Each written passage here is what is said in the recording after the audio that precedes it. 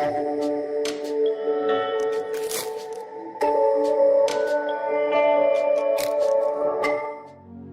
saudara, senang bertemu kembali dengan saudara. Saya berharap dan berdoa saudara semua dalam keadaan sehat dan dilindungi oleh Tuhan kita. Saudara, nggak berasa sekarang kita sudah berada di bulan Agustus dan nggak kita duga juga bahwa kita sekarang berada dalam pandemi gelombang yang kedua. Dan akhirnya harus ada pembatasan-pembatasan yang dilakukan oleh pemerintah untuk supaya dapat mengatasi pandemi ini. Dan walaupun di tengah pandemi, walaupun di tengah pembatasan yang terjadi, saya yakin penyertaan Tuhan, hikmat dan berkat daripada Tuhan, kecukupan dari Tuhan ada dalam kehidupan saudara, dan saudara tidak kekurangan sesuatu yang baik di dalam Dia. Saudara, tema saya hari ini adalah on the way atau dalam perjalanan. Saya yakin saudara sangat familiar dan mungkin sering sekali menggunakan istilah on the way ini. Nah, istilah yang saya gunakan ini, yang saya ingin sampaikan kepada saudara, saya ingin melihatnya dari dua sisi yang saya akan sebut ke depan sebagai prinsip menuju dan menunggu. Prinsip menuju dan menunggu. Dan saya yakin kita semua juga pernah menuju kepada sesuatu, ataupun kita juga pasti pernah menunggu sesuatu datang ke dalam kehidupan kita. Bagi seorang yang sedang berjalan menuju kepada sesuatu, istilah on the way ini artinya adalah seorang sedang melangkah maju ke depan. Meskipun saat ini dia belum sampai kepada tujuannya, tapi dia sudah melakukan progres, dia sudah maju ke depan. Dan atau di sisi yang lain, untuk seorang yang sedang menunggu sesuatu yang sedang on the way ke dalam kehidupannya, itu artinya adalah orang itu harus sabar, karena sesuatu yang dia tunggu itu sedang dalam perjalanan ke dalam kehidupannya. Contohnya, apabila saudara memesan makanan melalui aplikasi online hari-hari ini, ya, setelah saudara memesan makanan lalu saudara membayar dan muncul notifikasi bahwa makanan yang Anda pesan sedang on the way, maka makanannya belum datang. Tapi saudara bisa punya pengharapan, saudara punya ekspektasi bahwa makanan Anda yang Anda pesan tadi sebentar lagi akan datang ke rumah Anda dan Anda akan segera bisa menikmati makanan tersebut. Saya yakin kita semua pernah berada dalam dua posisi tadi, menuju kepada sesuatu. Mungkin dalam kehidupan kita ada tujuan-tujuan, ada goals yang sudah kita taruh di dalam kehidupan kita, dalam kesehatan, ekonomi, dalam kehidupan rohani, menjadi seperti Kristus tentunya saudara. Dan juga ataupun kita berada di dalam posisi menunggu sesuatu datang atau terjadi di dalam kehidupan kita, yaitu menunggu janji Tuhan terjadi dalam kehidupan kita saudara. Saudara, untuk menuju dan untuk menunggu itu dibutuhkan energi. Untuk menuju dan menunggu itu dibutuhkan motivasi untuk terus melangkah saudara. Dibutuhkan kesengajaan untuk memiliki pengharapan. Dan bukan tidak mungkin pada saat di perjalanannya kita menjadi letih, lemah, ataupun kita bisa mau menyerah, saudara. Dan di hari ini saya ingin mengajak kita semua untuk belajar dari kisah perjalanan bangsa Israel keluar daripada tanah Mesir yang menuju Kanaan, yang dituliskan di dalam kitab Keluaran, saudara. Kitab Keluaran ini adalah kitab yang luar biasa karena di dalam kitab ini menunjukkan bahwa Tuhan yang kita sembah adalah Tuhan atas jalan keluar. Dia menyediakan jalan keluar untuk saudara dan saya. Nah, kalau Tuhan yang kita sembah itu adalah Tuhan atas jalan keluar, itu berarti kita tidak akan mungkin pernah terperangkap. Mungkin di hari-hari ini, di masa-masa yang tidak mudah ini, saudara mungkin melihat bahwa diri Anda sedang terperangkap, atau saudara sedang merasa bahwa diri Anda sedang terperangkap. Atau mungkin orang-orang di sekitar saudara berkata bahwa saudara sedang terperangkap. Tapi saya ingin katakan kepada saudara bahwa Tuhan yang Anda sembah itu adalah Tuhan atas jalan keluar. Tuhan kita, Tuhan Yesus, He is a way maker. Dia adalah Tuhan yang membuka jalan untuk saudara. Dia membuka pintu di mana tidak ada seorang pun yang bisa menutupnya. Dan saya berdoa kiranya message hari ini bisa memberikan kekuatan, bisa menguatkan saudara dalam menghadapi hari-hari yang tidak mudah ini. Saudara, dalam perjalanan bangsa Israel diperbudak di Mesir selama 400 tahun lamanya. Oleh karena dikatakan di Alkitab, Raja Firaun yang memerintah kala itu, dia tidak mengenal Yusuf, yaitu bapa leluhur daripada bangsa Israel di masa keemasan Mesir pada waktu itu. 400 tahun mereka menjadi budak, saudara. Lalu mereka sadar bahwa walaupun perbudakan ini yang mereka jalankan setiap hari, walaupun perbudakan ini adalah normal yang mereka lakukan setiap hari, tapi perbudakan ini bukan adalah akhir daripada kehidupan mereka.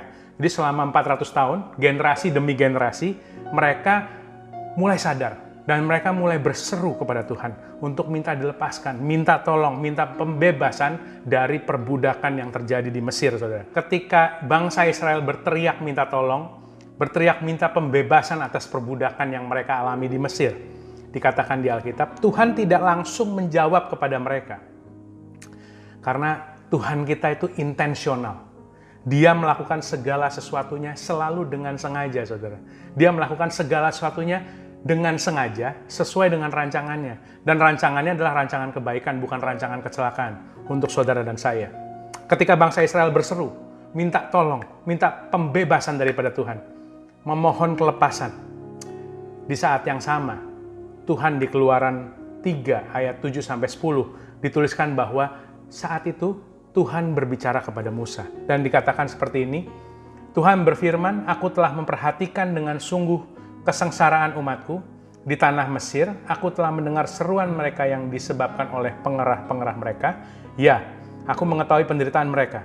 Sebab itu aku telah turun untuk melepaskan mereka dari tangan orang Mesir dan menuntun mereka keluar dari negeri itu ke suatu negeri yang baik dan luas, suatu negeri yang berlimpah susu dan madunya, ke tempat orang Kanaan, orang Het, orang Amori, orang Feris, orang Hewi, dan orang Yebus. Sekarang seruan orang Israel telah sampai kepadaku, juga telah kulihat betapa kerasnya orang Mesir menindas mereka. Jadi sekarang pergilah, aku mengutus engkau kepada Firaun untuk membawa umatku, orang Israel, keluar dari Mesir. Nah, saudara, dalam ayat tadi barusan, ketika bangsa Israel berseru minta tolong, Tuhan tidak langsung menjawab. Tuhan tidak langsung menjawab doa daripada orang bangsa Israel. Tapi Tuhan langsung berbicara kepada Musa. Umat Israel berseru minta tolong, minta pembebasan. Tuhan langsung berbicara kepada Musa. Sekali lagi saya ulang, umat Israel meminta tolong pada Tuhan, berseru minta tolong pada Tuhan. Tuhan langsung berbicara kepada Musa. Prinsip on the way yang pertama adalah, when you talk about your problem to God, God start talking to your answer. Saudara, pada saat Anda berbicara kepada Tuhan mengenai masalah saudara, percaya, pada saat itu juga Tuhan sedang berbicara kepada jawaban doa saudara. Tapi seringnya kita kalau doa kepada Tuhan, kita ingin dijawab seperti apa yang kita mau. Hanya karena Tuhan nggak menjawab seperti apa yang kita mau, saudara, bukan berarti Tuhan tidak sedang mengerjakan jawaban doa saudara. Saudara, kita perlu memuji Tuhan untuk segala sesuatu yang Dia boleh kerjakan di dalam kehidupan kita. Tapi ingat juga saudara, kita juga harus memuji Tuhan ketika Dia belum melakukan sesuatu di dalam kehidupan kita. Karena dari penggalan kisah bangsa Israel yang baru saja kita pelajari, kita tahu bahwa pada saat kita berdoa kepada Tuhan, Tuhan sedang berbicara kepada jawaban doa saudara. Lalu kemudian di ayat selanjutnya, Tuhan menyuruh Musa untuk menghadap Firaun dan membebaskan bangsa Israel. Tapi Musa menjawab di ayat selanjutnya, siapakah aku ini Tuhan? Maka aku akan menghadap Firaun, membawa orang Israel keluar dari Mesir. Dan dia juga mengatakan seperti ini, Tuhan, aku ini tidak pandai bicara. Dahulu pun tidak, dan sejak engkau berfirman kepada hambamu pun tidak. Sebab aku berat mulut dan berat lidah, kata Musa. Tuhan lagi berusaha untuk meyakinkan Musa bahwa dia adalah orang yang dipersiapkan Tuhan dari lahir untuk membebaskan bangsa Israel dari perbudakan. Nah, tapi Musa tidak merasa layak, tidak merasa kompeten, tidak fasih bicara, dan tadi digunakan kata-katanya adalah berat mulut dan berat lidah. Musa berusaha untuk menakar tugas di masa depannya dengan kemampuan dia saat ini, saudara. Karena pasti akan sulit, pasti akan sangat menantang untuk memikirkan, menyelesaikan tugas di masa depan dengan kemampuannya saat ini. Skill have to be learned, potential have to be explored.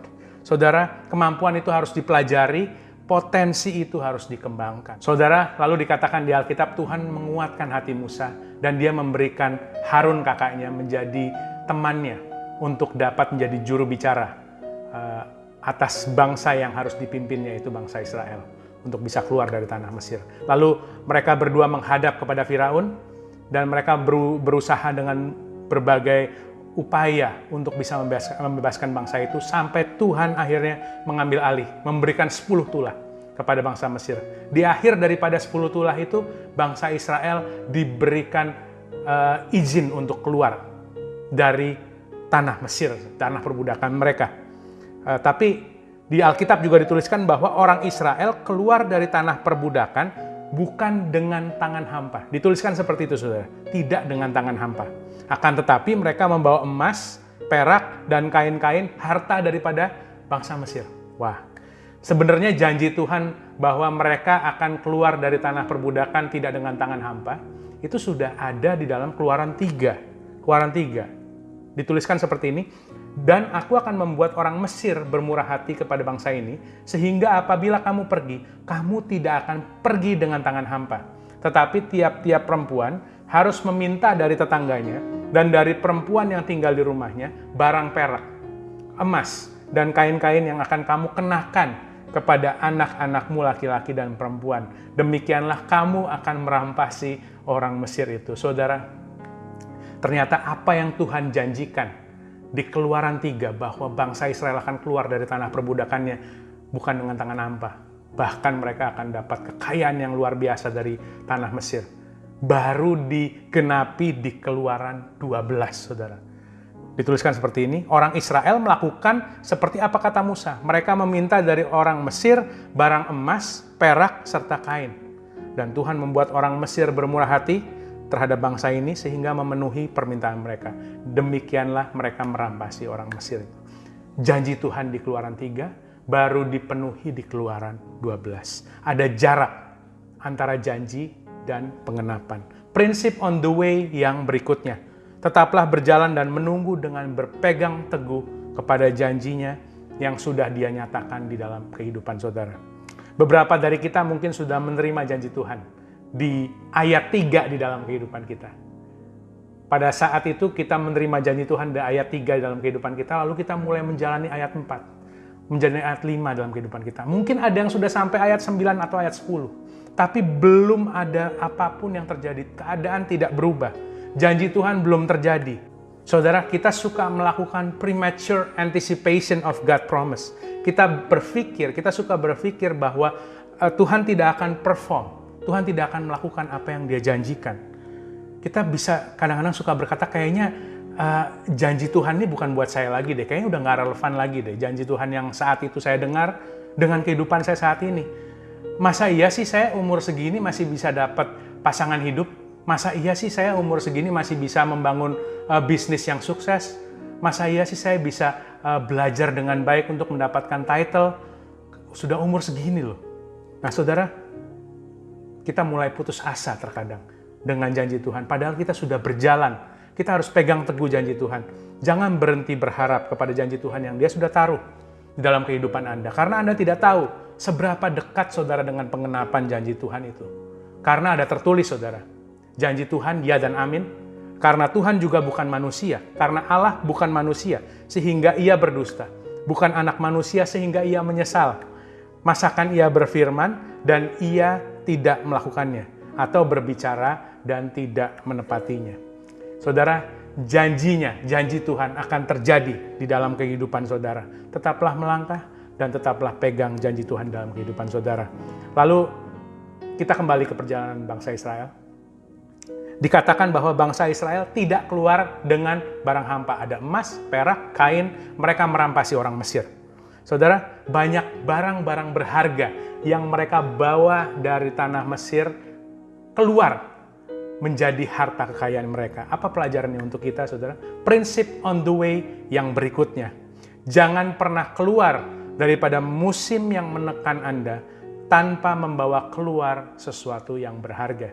Jangan pernah keluar dari suatu musim yang menekan saudara tanpa membawa keluar sesuatu yang berharga. Saudara, kita tahu bahwa berlian atau diamond itu dihasilkan dari coal atau batu bara yang diberikan tekanan yang besar, tekanan yang begitu besar dalam jangka waktu yang lama. Pressure produce diamond. Tekanan bisa menghasilkan berlian, saudara. Begitu juga tekanan di dalam musim-musim kehidupan kita. Itu akan menunjukkan karakter asli daripada seseorang. Dan itu juga bisa membentuk karakter seseorang. Jangan biarkan tekanan daripada musim kehidupan Anda menghancurkan diri Anda. Tapi jikalau saudara memutuskan untuk tetap berjalan melalui musim-musim yang menekan saudara, dan akhirnya Tuhan memimpin saudara untuk keluar, karena Tuhan kita adalah Tuhan atas jalan keluar, Tuhan kita menuntun saudara untuk keluar daripada musim yang menekan tadi, yang sudah begitu berat menekan Anda. Apapun itu, mungkin bisa tekanan ekonomi, bisa tekanan bisnis, tekanan keluarga, pendidikan, dan lain-lainnya. Pastikan satu hal, saudara. Pastikan satu hal, yaitu adalah jangan pernah keluar daripada musim yang menekan Anda tanpa Anda membawa keluar sesuatu yang berharga. Apa yang berharga? Yang berharga adalah pelajarannya, lesson. Yang berharga adalah value atau nilai. Contohnya, saudara, tekanan di dalam ekonomi akan membuat saudara menjadi orang yang lebih komprehensif dalam mengelola keuangan di masa depannya. Tekanan dalam keluarga itu akan membuat Anda menjadi orang yang lebih menghargai pasangan Anda, anak Anda, saudara-saudara Anda. Tekanan di dalam bisnis akan membuat saudara menjadi seorang pebisnis yang handal.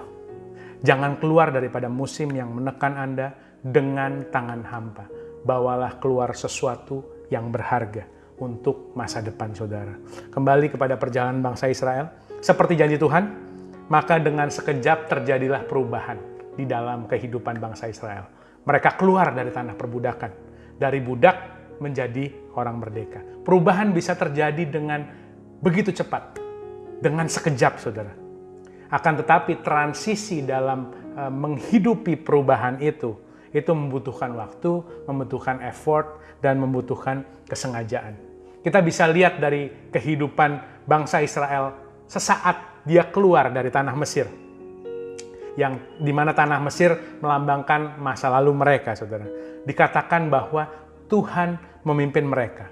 Lalu di Alkitab dikatakan Tuhan memimpin mereka, tapi Tuhan tidak menuntun mereka melalui jalan ke negeri orang Filistin. Walaupun dikatakan di Alkitab, jalan inilah jalan yang paling dekat.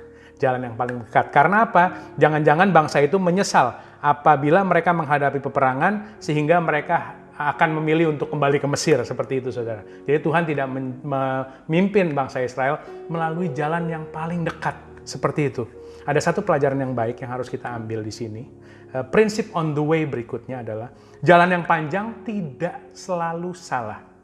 Dan jalan pintas atau shortcut itu tidak selalu benar. Jalan yang panjang tidak berarti salah, saudara. Mungkin ada sesuatu yang ingin ditunjukkan kepada saudara. Akan tetapi selama ada Tuhan yang memimpin saudara melalui jalan yang panjang itu, teruslah saudara berjalan sampai terlalu jauh untuk Anda kembali kepada hal yang lama. Akan tetapi rata-rata manusia itu memiliki kecenderungan. Manusia itu memiliki kecenderungan untuk mengambil jalan pintas, mengambil shortcut, saudara. Mungkin jalan pintas menuju sukses, shortcut menuju sukses. Kapan sih saya sukses? Pengen cepat-cepat sukses. Jadi ambil shortcut, ambil jalan pintas, saudara. Atau mungkin orang mau ngambil shortcut di dalam kesehatan, pengen sehat gitu, dengan cepat gitu ya. Shortcut itu tidak akan menghasilkan sesuatu yang permanen. Contohnya seperti apa? Contohnya adalah olahraga yang Anda lakukan 1 jam setiap harinya, itu hasilnya pasti akan berbeda dengan olahraga yang saudara lakukan dalam 5 jam, tapi hanya dilakukan 1 kali di dalam 1 minggu. Apa yang berbeda, saudara? Yang berbeda adalah stamina, dan yang berbeda adalah habit atau kebiasaan yang terbentuk menuju sebuah pola hidup yang sehat dan berkelanjutan, saudara. Dari ayat tadi bisa kita lihat bahwa jalan pintas atau shortcut itu selalu ada resiko dan harus ada harga yang kita harus bayar. Dan jalan yang panjang, selama Tuhan memimpin saudara, teruslah berjalan. Kita aman, saudara. Kita akan lihat dalam perjalanan bangsa Israel lagi dalam ayat selanjutnya. Dikatakan Firaun berubah pikiran. Lalu Firaun mengejar kembali bangsa Israel yang barusan saja keluar dari dari tanah Mesir. Dan dikatakan Firaun mengejar balik, ia membawa 600 kereta. Masing-masing lengkap dengan perwiranya. Wah, luar biasa. Untuk mengejar bangsa Israel yang jalan kaki aja, Firaun mesti mengerahkan 600 kereta kuda. Lengkap dengan panglimanya. Pasti gampang ngejarnya karena bangsa Israel cuma jalan kaki, bangsa Mesir, pasukan Mesir menggunakan kereta kuda. Maka melihat hal itu bangsa Israel merasa tersudut tentunya karena mereka kalah secara sumber daya, ya, karena bangsa Mesir mengejar dengan kereta kuda. Lalu bangsa Israel berkata seperti ini. Di Alkitab dituliskan, apakah nggak ada kuburan di Mesir sehingga kami harus mati di padang gurun? Sampai mereka tuh menyesal dan mereka ngomong, mending kami bekerja menjadi budak di Mesir daripada kami mati di padang gurun, saudara. Karena yang mereka lihat saat itu adalah Laut Merah di depan mereka, pasukan Firaun ada di belakang mereka, saudara. Jadi yang mereka pikir pilihan yang mereka punya adalah tenggelam atau kembali ke Mesir. Musa pun ikut berseru kepada Tuhan. Musa pun ikut bergumul bagaimana caranya menyelesaikan permasalahan yang begitu rumit, situasi yang begitu rumit, saudara. Tuhan berkata kepada Musa seperti ini, mengapakah engkau berseru-seru demikian kepadaku? Katakanlah kepada orang Israel, supaya mereka berangkat. Dan engkau, angkatlah tongkatmu, ulurkanlah tanganmu ke atas laut, belahlah airnya, sehingga orang Israel dapat berjalan di tengah-tengah laut di tempat kering. Ada pelajaran yang bagus yang harus kita ambil di sini. Prinsip on the way yang berikutnya, look again what is in your hand. Perhatikan kembali apa yang Tuhan sudah berikan di tanganmu, yang mungkin kelihatan kecil, atau sebenarnya nggak kecil, sebenarnya luar biasa. Akan tetapi kita sudah terbiasa dengan itu. Saudara, seperti Musa, Tuhan suruh Musa angkat tongkatnya. Tongkat yang biasa dia pakai, yang sudah berkali-kali dia pakai. Tapi Tuhan sedang bilang kepada Musa bahwa what you need is in your hand. Apa yang kamu butuhkan, itu ada di tanganmu. Hanya Tuhan akan menunjukkan potensi dari apa yang sudah dia taruh di tanganmu, yang belum pernah Musa lihat sebelumnya. Jadi saudara jangan pernah mengecilkan hal yang sudah Tuhan taruh di tangan saudara. Tuhan bisa gunakan hal kecil yang dia sudah taruh di tangan saudara untuk membantu saudara, untuk memampukan saudara menyeberangi kemustahilan di dalam kehidupan saudara. Lihat kembali, bayangkan kembali, reimagine what is in your hand.